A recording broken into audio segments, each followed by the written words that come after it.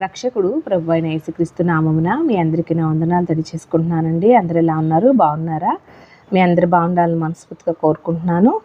అలాగే మనము ఆదికాండ గ్రంథం చూసుకుంటున్నాం కదా. ఇవాళ ఆదికాండము 1వ అధ్యాయము 28, 29, 30, 31 వచనాలు చూసుకుందాము.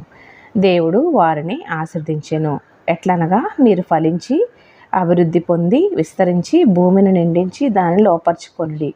సముద్రపు చేపలను, ఆకాశ పక్షులను, భూమి మీద ప్రాకు ప్రతి జీవిని ఏలుడని దేవుడు వారితో చెప్పెను.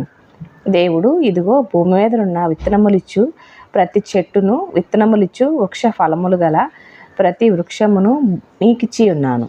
అవి మీకు ఆహారమగును.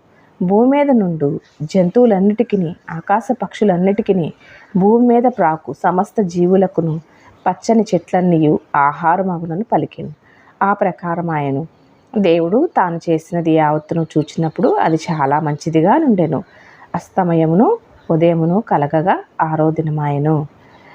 చూశారు కదండి, మనము ఆదికాండ గ్రంథము 1వ అధ్యాయము పూర్తి చేసుకున్నాము. రేపటి నుంచి 2వ అధ్యాయము చదువుకుందాము. అందరికీ వందనాలు. Thank you.